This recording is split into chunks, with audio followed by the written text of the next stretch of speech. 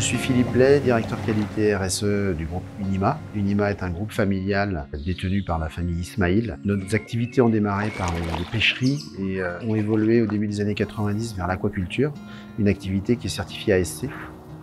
Nos sites sont situés dans le nord-ouest de Madagascar. Ils sont complètement enclavés dans des zones vraiment recluses, inaccessibles par la route, simplement par voie maritime ou par avion éventuellement.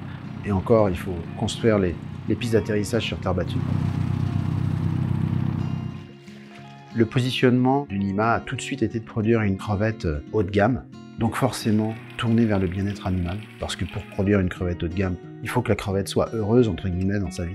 Notre leitmotiv, c'est de produire un produit de qualité et d'apporter un produit unique et exceptionnel aux consommateurs.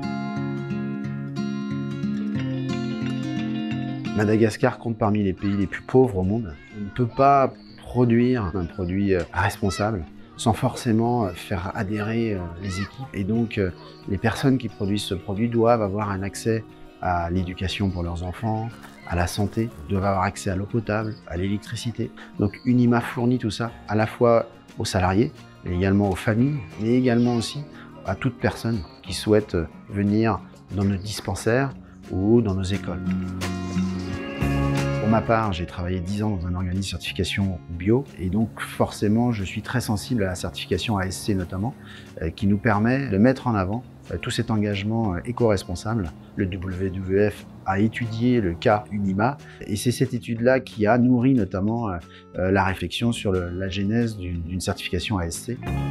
Nous avons fait le choix du semi-extensif basse densité, c'est-à-dire qu'on essaie de reproduire les conditions naturelles dans lesquelles vivent les crevettes. Pour nourrir les crevettes, nous nous approvisionnons en matières premières de manière très rigoureuse. Donc évidemment, pas d'OGM, pas de farine animale d'origine terrestre. Les farines issues de la pêche industrielle sont toutes éco-certifiées. La mangrove joue un rôle prépondérant dans l'écosystème marin côtier. On le sait aujourd'hui, un hectare de mangrove capte 10 à 20 fois plus de carbone qu'une forêt tropicale comme l'Amazonie. Donc on est vraiment sur de très gros enjeux. C'est ce qu'on partage également avec l'ASC, cette volonté de préserver cet écosystème. Unima a planté plus de 3 millions d'arbres à Madagascar. L'objectif, c'est de travailler à la diversité. Donc on mélange les espèces pour recréer un écosystème naturel.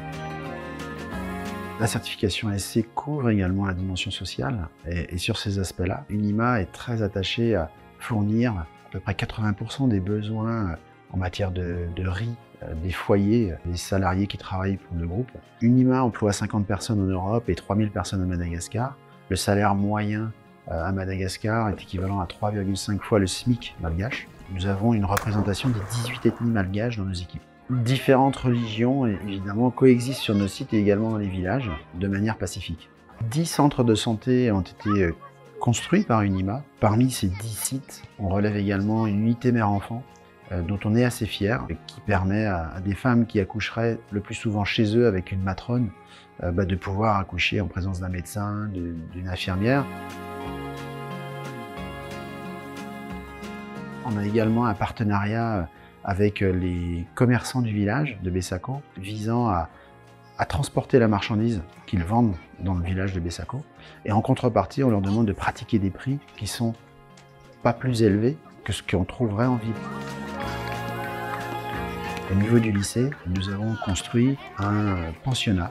Donc ces jeunes enfants, ces jeunes, viennent généralement de villages alentours, de petits villages.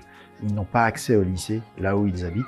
Donc ces pensionnats leur permettent d'accéder au lycée. Les 3 meilleurs élèves, qu'ils soient enfants de salariés d'Unima ou pas, vont recevoir des bourses qui vont leur permettre de poursuivre leurs études supérieures. L'aquaculture a une très grande responsabilité vis-à-vis des océans, à la fois parce qu'elle permet justement de réduire la pêche, mais c'est également une responsabilité vis-à-vis des ressources naturelles qui sont choisies pour nourrir les crevettes notamment, donc une vraie responsabilité par rapport aux océans et dans la préservation des océans.